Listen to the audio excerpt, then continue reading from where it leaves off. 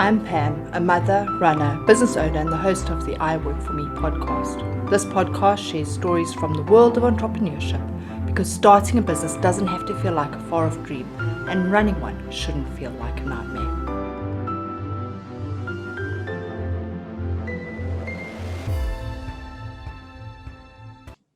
Today we have André Willemse, Executive Director of BNI for Northern Cape Town and the Winelands, and an entrepreneur. André, welcome to I Work For Me podcast. Well, thanks for having me, Pam. It's really exciting to chat to you today. Fantastic. Thank you so much. So tell me about André Willemse. What does he do and why? So from a business perspective, I've got in the franchise BNI, and we look after the northern parts of Cape Town and BNI Winelands. And then I've got the video production business and where we do photography and video work. Apart from that, I enjoy playing a bit of golf twice a week, go on a mountain bike ride every now and then just to kind of keep the head clear. Yeah, that's short and sweet of it. Wow. Okay, it is short and sweet. But now tell me about BNI. What is BNI and why have you moved into becoming an executive director? And how does that happen?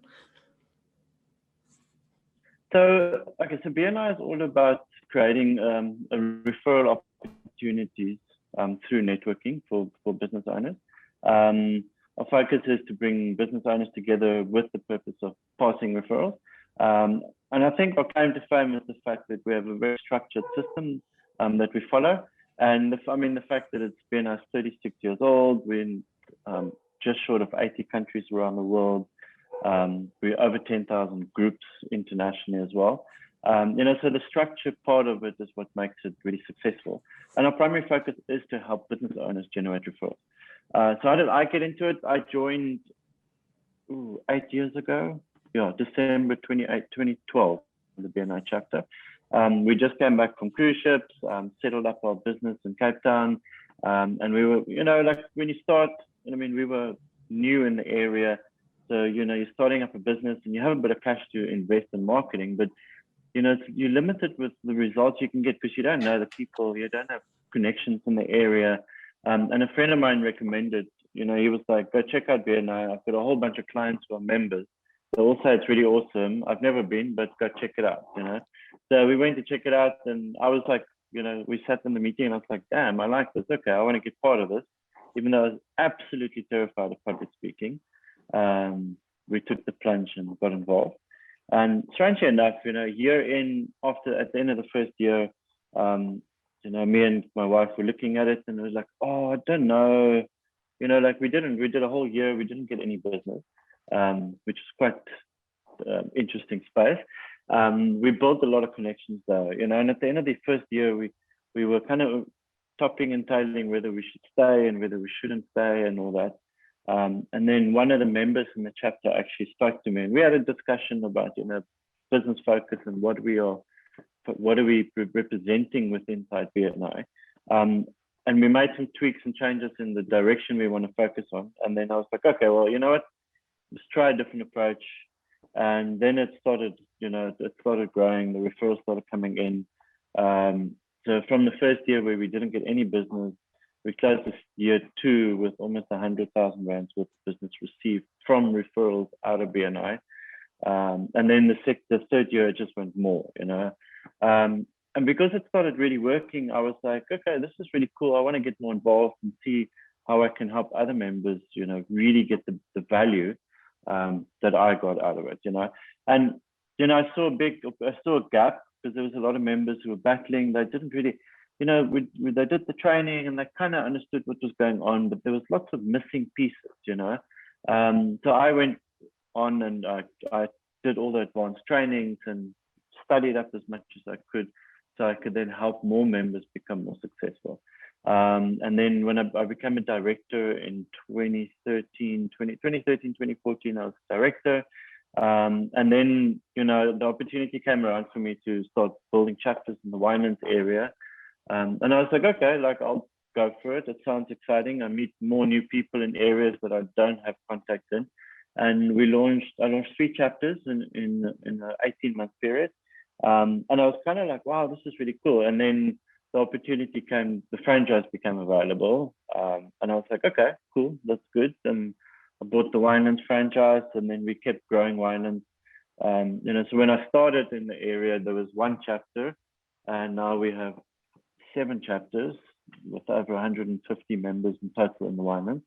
And then August last year, the opportunity came to buy the northern suburbs, the Cape Town franchise. And because already how it's been working and the impact it has on members, I was just like, you know what, there's an opportunity here for me to guide and lead more. So why not go for it? Yeah. I'm in awe. I am absolutely going from not being sure that it's even a thing to building your business, making some money, and now running 2 areas. That's fantastic. And I'm so impressed with the fact that you've gone from 0 members in Winelands, in essence, to having 7 chapters. And as you say, 150 business people. I mean, the numbers are staggering. But how does that equate back to your business? And is that the core focus, is building your business? So when I look at BNI, for me, okay, let me phrase it like this. Over the last year, I've been slowly, what's the right word? I've been slowly nudging myself out of my video production business. Not in the sense of removing myself, but I've been kind of working on slowly exiting the business from a day-to-day operational sense. So we've been building a team, so I don't need to be editing videos and shooting stuff all the time. But the idea behind it was so that I can put more time and effort into growing the BNI side of things. BNI is a business as well. But for me, it's, I wanted to make sure I've got the time and the energy that I can put aside to really focus on growing it further. We want to go big places with the team. For me, it's very important, to build a really solid team that we can take this further with as well. So the last 2 years have been really focused on really building a team. Again, 3 years ago, there was three of us on the team. I was a crazy nut running around, and the other 2 were like, okay, we'll follow you, kind of, we think, and it kind of happened. And now we've got 20 people on the team, on the BNI regional team. There's just over 20 people, and we're all very excited. And we want to push forward and really make a big difference. I think one of the big things for me is we want to make a bigger difference in the communities. Business relies on referrals, and BNI has the best model. We support each other, we support local, we support small and big, and the key is about building good relationships so we can open doors for each other. And that for me is such a powerful thing. And so often in business we forget about the people around us. I've got so many people in my friend circle, and if they need a supplier, they go for the biggest company in town or the biggest company in the country. And I was like, but why? You pay a lot more for those guys, and there are specialists that are smaller businesses in the area. I can get this guy to come to your house and come meet with you, or he's around the corner, he'll drive to your office to come talk to you about this, and he knows what he's doing. So there's definitely a potential to really expand it. I'm looking just at the business generated in last year. We did a substantial amount of business between all the members, but we want to make it more. We want to actually have our Cape Town regions be the best in the country. We want to really set the example for the rest of the world on how networking could and should be done. So I'll jump ahead a little bit. Like, one of my 5-year goals is I want us to get to a point where the 2 regions generate over 200 million rand a year in business between members. That is the bigger goal. I think we can probably get that a lot sooner than 5 years. I reckon we'll probably be able to, if we keep pushing it and growing, by end of next year, we should probably be hitting that number, and then we go further. I look at that number, go 200 million. That's like huge numbers for any entrepreneur. It doesn't matter how big or how small you are, but 200 million rand, and I'm assuming that that's an annual turnover you're talking about. And then that is then going to be split, obviously, between all the members in your chapters. which means that they're all growing. And it's because of your focus to get to that goal that helps everyone in the community grow. Such an inspiring way of doing business, and the structure and the learning, that everything that's, are there any other networks that you know of that you can kind of go, oh yes, that's always a good thing to do? So getting involved in other networks. So look, I think definitely networking is something you've got to get involved in more than one space. I mean, BNI is unique in that sense.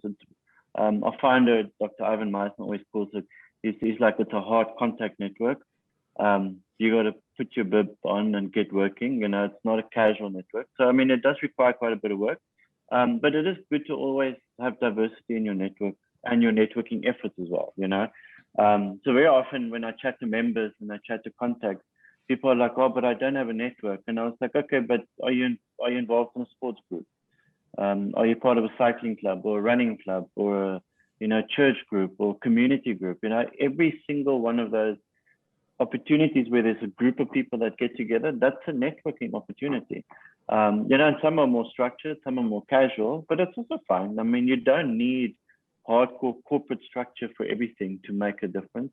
You can network in casual environments. I mean, when I play golf, from time to time I invite someone else to play with, and we chat and we get to know each other, and that is also part of networking. I mean, it's not super structured, but with knowing what sort of questions to ask, you can kind of guide the conversation and get to results that you're looking for, or build the right connection so you know what to expect from the future from that contact as well. That is really great. I mean, to think that there's every opportunity that you have. I've got a thing with my kids. They get so annoyed with me because I start talking to people in the middle of a shopping center. Like, come on, am I really? But I mean, and that's not a networking opportunity, yet it could possibly be if you look at it the right way. It's really, really insightful. Thanks, Andre. So do you have other forms of income, or is BNI and the video space only what you do? So we've over the years, we've diversified our video production business. So the business, we do videos for corporates. We have a division where we focus on weddings. So we do wedding photography and wedding videography.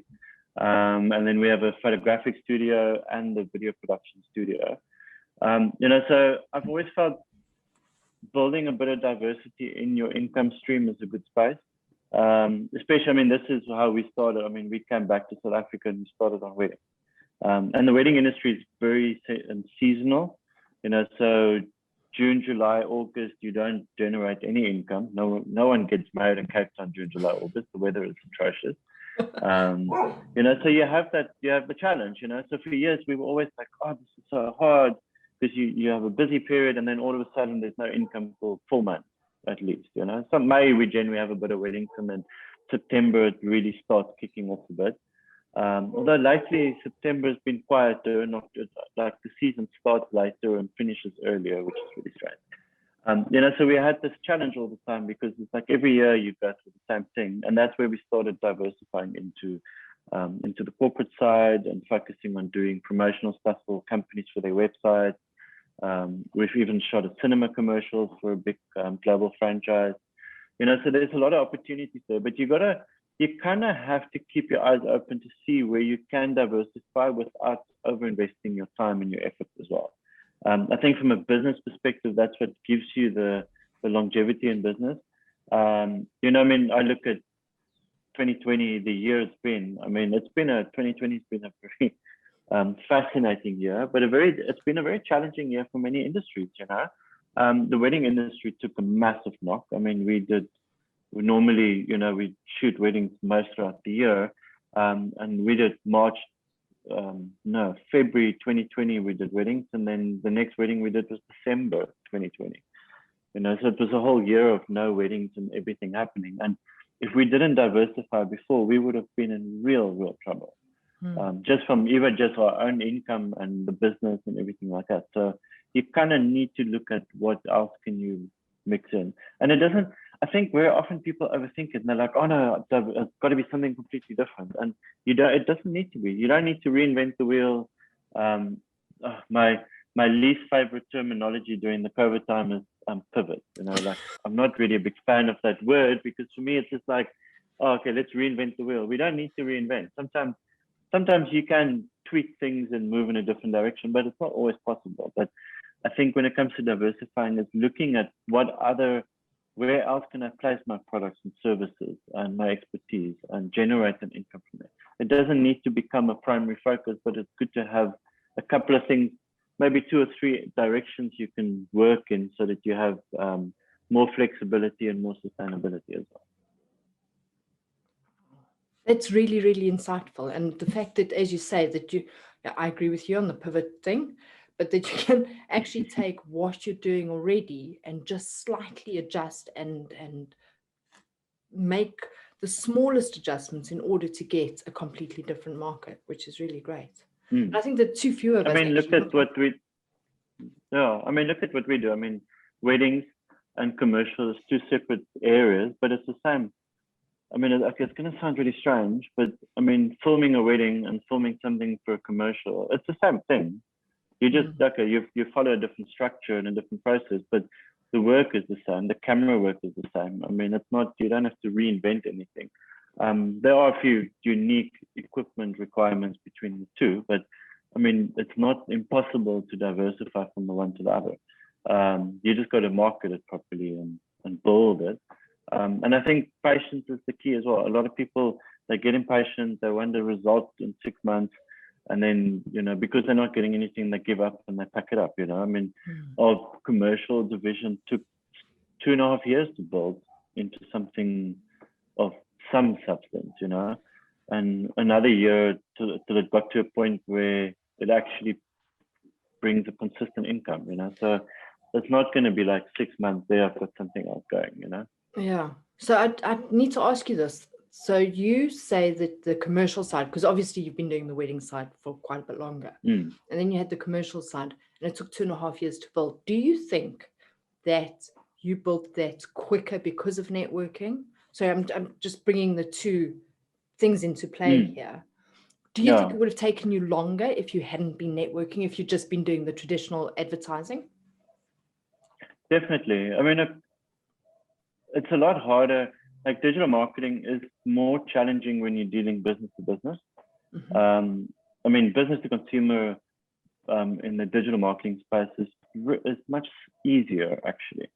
So when you start targeting other companies, other corporates, and stuff, you need a network to help you with that. We did that in the beginning. We used to phone people up, and they'd be like, "Who are you?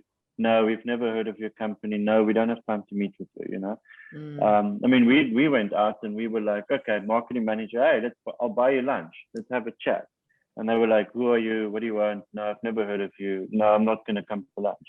And I'd be like, "But we booked a really nice spot. It's an expensive lunch. Like, come on." And they're like, "No." But the moment we started networking, and through the network, we got introductions to people, and then they bought us lunch. And I was like, okay, it's cool. That's really cool, because there's a credibility element, imagine I come to you, we've never met, and I come to you to have a discussion about something. And even in our industry, we were able to add value to digital marketers, businesses, for instance. But because they don't know us and they've never heard of us, there's a very a resistance. And Cape Town people are kind of unique in that, Cape Town people are very strong in the trust space. If they don't trust you, they won't talk to you, and it makes it difficult if you want to start doing business, because they're like, "Oh no, I don't know who you are." Like, no, come later, So if you get that in that introduction, it makes a huge difference. And I think if it wasn't for that, it would have taken us much longer to get the business going as well. I love the way you say that the Cape Townians are lacking in the trusting area. And I'm just thinking, but they seem to talk to me in shopping queues quite easily. But you're 100% right, because to make the phone call and to cold call someone and go, "I want to meet you," they're like, not interested, and they have all these barriers in front. Okay, so networking is definitely, as you say, it creates that credibility. What other benefits are there in networking that other than building the credibility and building your network? How else would networking have built your business? Okay, so some of simpler areas. I mean, we're in a situation where very often when we pitch to a new client or we're working with a client, we very often have situations where we're chatting to a client and the normal conversation. Oh, how's it going? Like, how's the last month been? How's business? And very often when a client's like, oh man, like we're really battling with the website, I'll be like, boom, I know someone I can introduce you to. And then, I mean, we recently had a client that were having some problems with the electric system in their offices, in their warehouse. And I was like, oh no, don't worry, I've got the perfect guy to come fix it for you. And I made the introduction and the electrician went and like fixed the problem. And you get to that point where your clients start looking at you differently, because you don't just offer the service that you sell to them, but you can help them with other things, and that makes a big difference. I mean, your clients appreciate that. And like I always say, when I talk to members when we're starting new BNI chapters, that's one of the sales pitches. I was like, your clients will never leave you if you can help them with other problems that's not relevant to your business. All it takes is just to keep your ear open and know which questions to ask, and you can help them. You kind of become that one-stop solution provider without having to handle it. Because I don't like the whole, I need to micromanage and project manage from this one and that one. And, so for me, it's like, no, speak to Joe, he'll sort you out. Here's his number. You deal directly with him. That's it. End of story. And then the client's like, wow, that's really cool. Okay.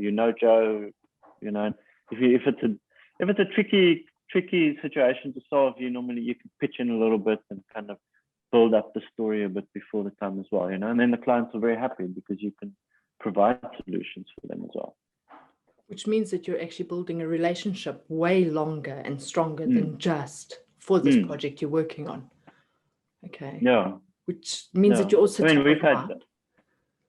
Yeah, you stay top of mind. And because of that relation, I mean, we've had clients where we did a project, and then, sometimes you don't always do projects continuously with a client. So we had a client, we didn't work with them for a year, 2 years.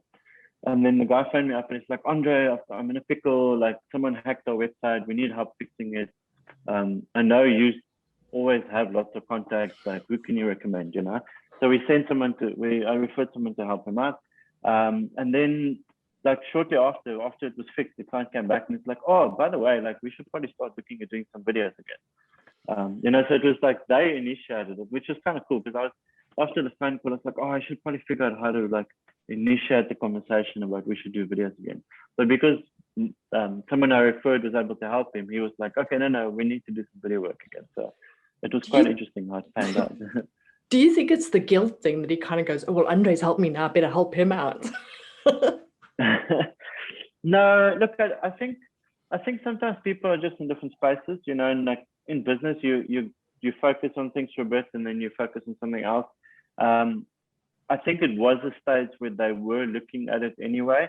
And I think the fact that he thought to contact me means that they were already thinking about doing videos, and then something happened to the website and they were like, oh, wait, maybe he knows someone, but we'll chat to him anyway. Yeah. Okay. Because you're already top of mind anyway. Okay, that makes more sense. Okay. I prefer your response to mine. I'd hate people to just deal with me because they feel guilty. When you're networking, when you're in that networking space, I mean, you said right in the beginning you were petrified of public speaking. I'm assuming you're not petrified of public speaking anymore. I still am. Yeah. So what's the difference? It's funny, like, so 2 weeks ago, I was invited to speak on entrepreneurship at an academy. And it was like 25 youngsters. They were all like 20, like early 20s.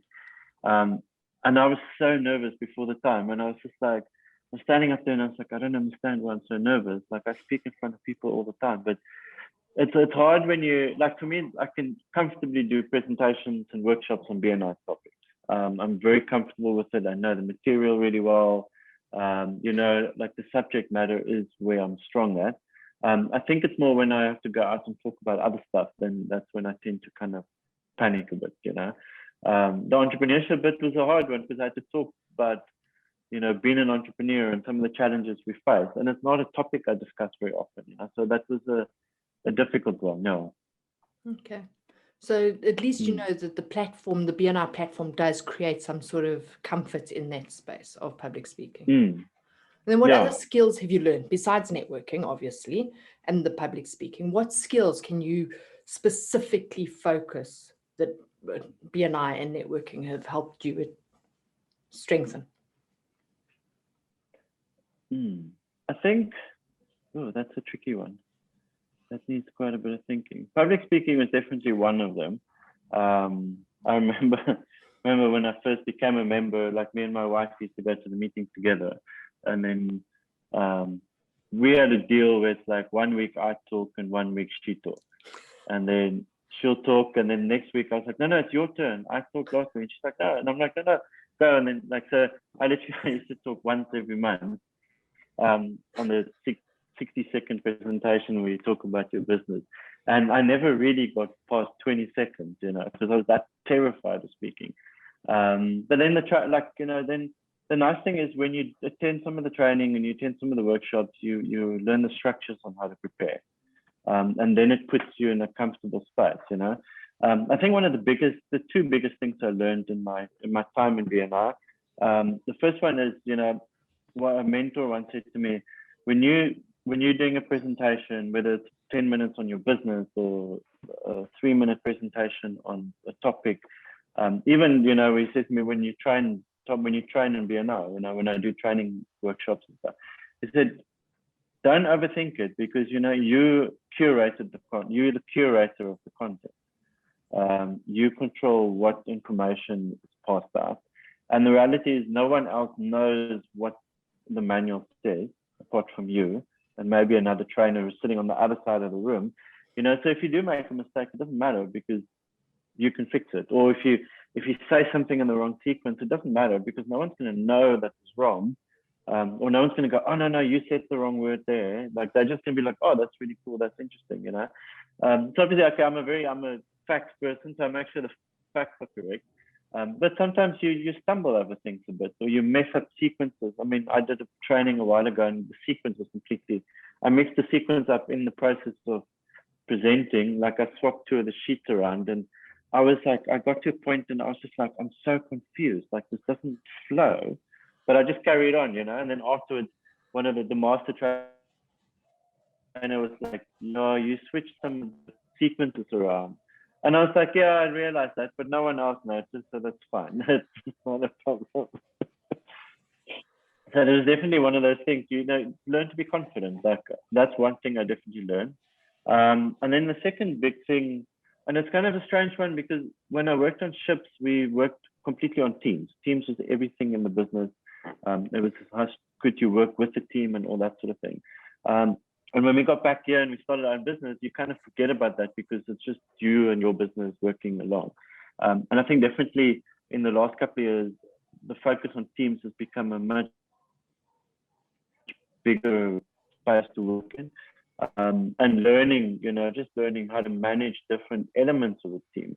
I mean, when you own a business and you employ people, it's one thing. You go, okay, Pam, you work for me. I pay your salary. You do what I need you to do, and that's it.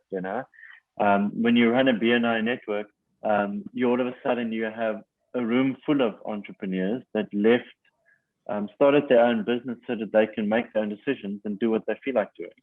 And now you have to tell them, listen, but you have to work within these parameters. So it's a whole different space, and you can't go like, no, you have to do it this way or else. Because they're like, well, I'm paying you, so you got to support me. And you kind of have to manage that triangle to keep everything nice and happy and exciting, Wow, sounds like you're juggling a whole lot of different personalities and people and kind of going, okay, so now I want to be on my own, but you need to help me. But also being part of the network must create a camaraderie that being on your own, especially as an entrepreneur, because you don't have all the employees when you start. And to know that there's people in the network that can assist you and help you when necessary. Okay, excellent. Yeah, so it makes a really big difference. Yeah. And then taking all that into consideration, I mean, would you ever say, that's it, I'm never ever going to be part of BNI ever again? Is there anything that you hate? Is there anything about No, networking I don't that think that would. Well, look, I'm an introvert, so it's, you get to those networking places and you're like, oh, there's like so many people. I have to talk to someone. That is a general problem. But I kind of feel once I get going, it gets easier. I'm kind of like, I have my own little networking hack, in the times of in-person networking thing, you go to a function or event, and I'm not the sort of guy who would just walk into a group and go, hey, how's everyone going? Like I can do it in the BNI context because people know who I am and I know most of the people, so it's easier. But outside events, I skim the room and I look for the person who's sitting on the far end of the room having coffee quietly on their own, and I go join them, and start a conversation there. Okay. Yeah. So I'm surprised that you say that you're an introvert. I would never have said so. I mean, you're bubbly and outgoing, and is that something that you knew that you had to do, or is that also a learning through the BNI space? That's definitely, I think, a learning as well. I mean, there's a lot of like tactics you can use in networking, and in BNI you learn quite a few of that. There's a couple of tricks that helps you get on. Especially, I mean, if you're introvert, networking is hard as an introvert, and there's a lot of different tactics and skills you can use. I mean, one of the things I did 2 years ago, I was in Poland at the global convention, and I'm involved in an advisory group within BNI. So they were having this networking event for everyone in the advisory group, and I'd have never met or spoken to any of the people in the group. So it was a whole room full of strangers. There were 52 of them, plus me. And it was absolutely terrifying because I got there and I was just like, I don't know any of these people. Like, I've never met these people. This is really crazy. And they're all like, they're my peers, So I decided I'm going to stand by the door. And as everyone walked in, I greeted them and introduced myself and said hi and pretended to be the host and said, okay, we'll go through that way. And it was actually really funny because later at the coffee break, everyone was like, oh my goodness, like we thought you worked for the global office and you were just greeting everyone. And I was like, well, that's just my like introvert hack to kind of just interact with people. But it was cool because at the coffee break, everyone was coming to chat to me and go like, wow, that was really cool. That was brave. Like, yeah, awesome. Love that hack. Okay. I'm going to, all my introvert friends, I'm going to tell them that's what you got to do at a networking event. Pretend you're the host. I love that. Yeah, stand by the door, stand by the coffee. That's the easiest way because everyone comes to you. You don't have to go to anyone. Brilliant. So, André, now that you are a networking guru and you running your own business, and would you ever go back to being go back to working in corporate at all? I mean, okay, you were on the boats, but I mean, is there anything that you kind of go, I hate what I do, and I'd go back to corporate? I don't think I'd actually be able to go work in an office job ever. Like, it just doesn't fit with my DNA anymore. I think just the thought of being restricted that much and having someone tell you when you should and shouldn't work, like, that's just too much for me. I love my freedom. I think the whole point of starting up a business, and a lot of us make this mistake, we start a business thinking, oh, we're gonna have so much free time, and then you get to the point where you're like, wait, I'm just employed by myself, and this is really messy because I pay myself less than the boss would pay me. I mean, that's the initial parts of starting a business. But then once you get past that and you get to the point of actually being an entrepreneur, growing your team, and really taking flexibility into account, that makes all the difference. And I think being there, like, you got to offer me a really, really, really massive salary with like 4-hour work week before I'd consider going somewhere else. Okay. I'll remember that. One day when 4-hour work week. Okay, awesome. And then for anyone that's deciding to go out on their own, as an entrepreneur, as someone that's wanting to work for themselves, okay, you've already mentioned that there's no free time. What would the number one hack be? What would you recommend? Okay, so I must say, before you go out and just do it, do your research, Make sure you're prepared, because it's a lot harder than people tend to think about it. So if you have the choice, I'd almost say like build your side hustle into something decent, but don't spend the money you generate from your side hustle. Save it. And then once you reach that point where the income is half decent for you to survive on, then make the jump. But I've seen it a few times where people go and they're like, oh, I'm going to start this business, and they quit their job and they reshuffle everything in their life. And then you find yourself with a lot of pressure, because it takes time, like any business. It doesn't just happen overnight. It takes time to get things working and to get things falling into place. So I'd very actually recommend, squeeze out a couple of hours a week and build it slowly, or build it and do it as a sideline until you get to that point where you're like, okay, there's momentum is starting, there's a bit happening. Because at the end of the day, I mean, you need to earn an income. You need to be able to pay your bills and cover your expenses. And I think there, if you have the choice, be sensible in that. Don't be impatient. Patience is a key thing in entrepreneurship. Like you've got to, if you're willing to, if you do things for the long haul, your approach is different as well. But you got to be willing to, everything you decide is like, okay, in 5 years time or in 3 years time, will this be worth it? Can this get me there where I want to be in 3 years time? Don't do the whole next year I need to make 50,000 Rand a month on my side hustle, because you're going to put too much pressure on it, and it's not the right approach in my opinion. I mean, look, I might be wrong. Other entrepreneurs would be like, no, take a gamble. I'm a realist. You got to be able to feed the family as well at the same time. So patience is a big thing. If you don't have a choice, I mean, we have nowadays, there's a lot of people who have been retrenched and situations happen, so if you don't have a choice, you've got to jump into it and, just bring in the clients as much as you can, as quickly as you can, build a good network, get involved in any network of sorts, just so you have support structure there as well. I'd obviously been in BNI, I'd say join a BNI chapter if you can. It makes a big difference, but, reach out and connect, and just, keep your head down and keep on hustling and do what you need to do to build the business. But again, like I said, also be patient. And when you decide on things, think about it in the sense of, in 5 years, in 3 years, if what I'm doing now, is that going to get me to where I want to be in 3 to 5 years time? Okay. Good advice.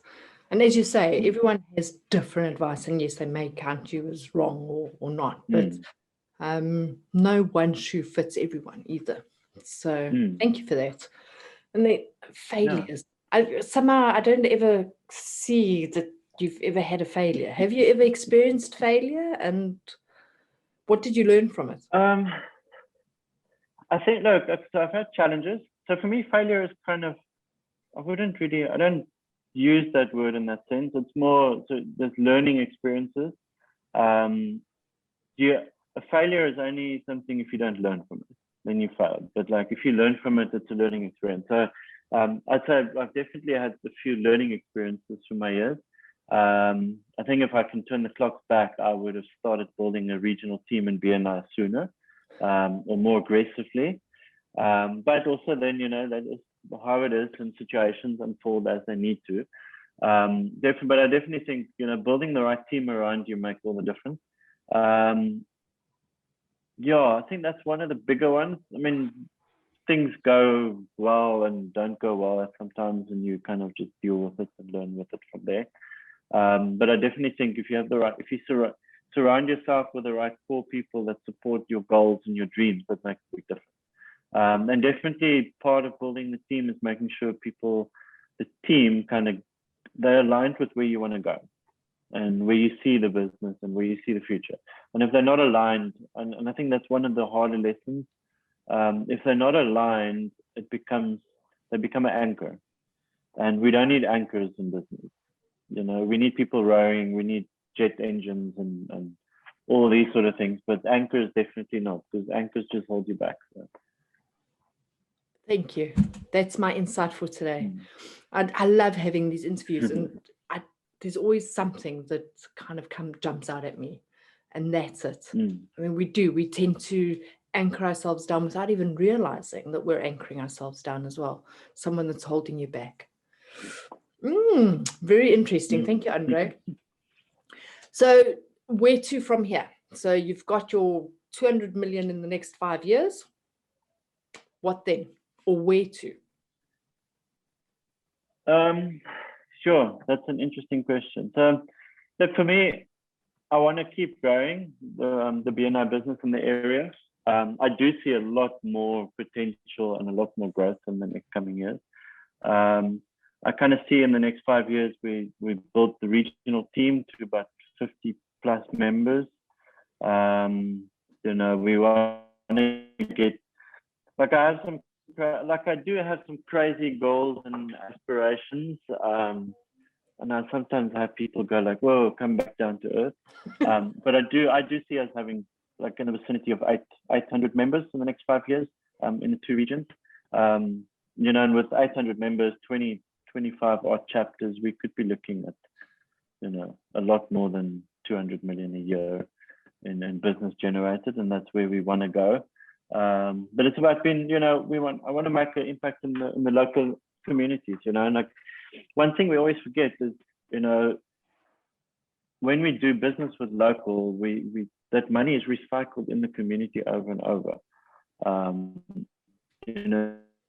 When we support the communities and the businesses in the area, that makes such a big difference, and like you see very often like government people talking about employment and this and that, and you're kind of like, well, here's something that's really scary and impactful. I mean, we have 400 BNI members in Cape and Winelands, right?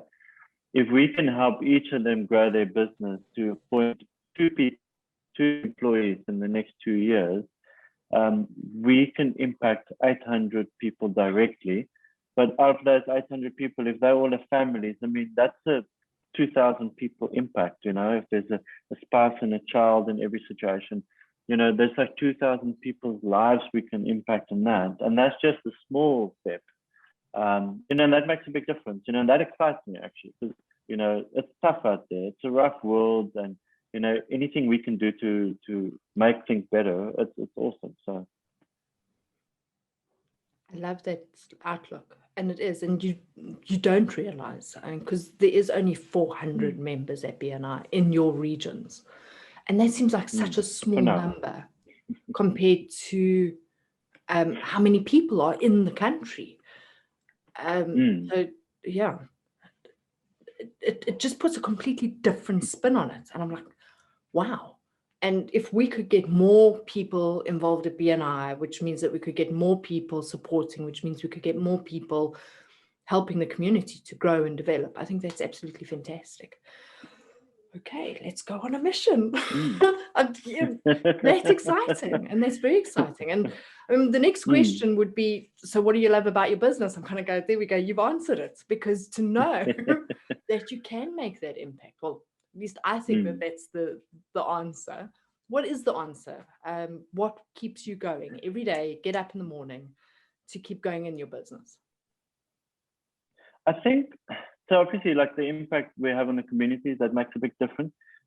There's another magical thing that's kind of come to me recently. And it's really weird, because in BNI, we always talk about, why do I do it? Why do you do it? Why are you involved? And what makes you tick? And, and like over the years, I've always found it shifts from time to time. Different things happen and you're like, oh, that's really cool, And I remember for the longest time, being involved in the training, being one of the national trainers. That was like the thing for me, because you present a training and you see the light bulb moments hit through and you're just like, wow, that's what I love. And then a while back, someone came to me, and it was actually quite a deep moment. This person came to me and she was like, you have changed my business and changed my life. And I was like, no, but I don't know. Like, I gave you, the opportunity was there. I guided you along the way. Like, I wasn't the one who made that impact. I was just the one who, kind of coached you a little bit along the way. But this person, like, she kind of did everything herself, and it was really weird, because soon after that, a few other people have come to me and said, well, you need to kind of own this, because you've inspired a handful of leaders to really go for it and make a big difference. And that has become something for me that's starting to really make a difference, and it's a weird space because like I'm now with the team as well. I'm getting to that point where like I've coached certain members of the team over a period of time to get to a certain level. And I think the best part now is when you see them repeating that and really making an impact on the next person's journey, that's definitely one of those moments where you're just like, damn, okay, this is really awesome. I love this. Yeah. And congratulations for seeing that as well and recognizing it, that you do have that impact on people and that it does. And it's a domino effect. So as little as you realize that it's a domino effect and like you want to make the change in the community, it's even with the people that are right there with you all the time. So, wow, that's really inspiring. Thank you. Another aha moment. Awesome. Andre, is there anything that you'd like to add as a last thought to anyone on the networking point of view, on the entrepreneurial point of view, anything that you can go, here's my 5 cents worth? Oh, quite a lot of tips. I think from a networking point, and I'm going to repeat like a BNI's founder, he always says, when you're networking with people, don't sell to them. So when it comes to networking, don't sell because no one's there to buy. We're all there to connect. So, use the opportunity, build the connection, get to know people. Don't be so focused on pushing a sales pitch because you're not going to get anywhere if you're always trying to push a sales pitch onto people. You'll get, in a conversation, you'll get to that point, where Pam will turn to you and be like, oh, that sounds really interesting. Like, okay, I want to know more. And set up an appointment and talk about it in a structured appointment, in a structured or set up appointment space, Don't try to run sales pitches during networking events or when you're networking out and about. Rather show interest in the person, figure out where their challenges are and offer help. Ask them, hey, how can I help you? I mean, that's one of the most powerful and profound things, through like a short phrase, how can I help you? That makes all the difference, and you can, if you apply that, and when you're dealing with clients and someone you network with and you have that conversation, sometimes people just say, hey, I just want to be heard. And other times people would say, oh, that's interesting. Okay, but I can do help with this or do help with that. And I think from an entrepreneur and a networker, the second tip would be know when to say yes and know when to say no. I think that's one of the harder lessons in life is to learn when to say no. And when you say no, you don't need to justify it. You don't need to give up excuses, just know when to say no to things and know when to say yes. I think I find myself quite often in situations where, I'm like, oh, I've got so much on my plate and I keep saying yes to this and yes to that and yes to that. And you get to that point sometimes where you're like, okay, wait, I need to take a step back and just kind of pick what's important. What's important for me and what's important for my 3-year goal, so if things line up to where you want to be in 3-5 years, and if you get asked to get involved in a project and it ties you into where you want to go, then go for it. But if it doesn't tie you into where you want to go, then and you've got your plates full, then you got to let a few things go. So you kind of got to make the hard choices sometimes too. Okay, awesome. Thank you so much. Wow. A lot of food for thought. I really do appreciate it. And how can we get hold of you? So easy email andre@bni.co.za. We are on Facebook, we are on Instagram, we are on LinkedIn. I must actually check the handles. I don't really deal with that too much, but if you pop me an email, I can help you. Or our website, bni-ct.co.za. You can find us there, and then there's also ways to reach out to us and check where our chapters are and where we're at as well. Okay, excellent. And we'll make sure that all the links are in the down below, or however they in the description. Do it these days. Yeah. Awesome. Andre, thank you so much for the interview. I really do appreciate it, and I appreciate your time.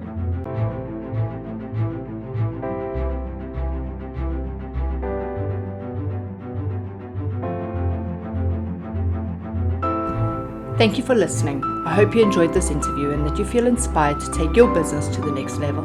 Please subscribe for more, connect with me and the community online at I Work For Me, and head over to the website for interesting reads and resources. If you like, you can support the team by buying them a coffee. Until next time, keep up the grind.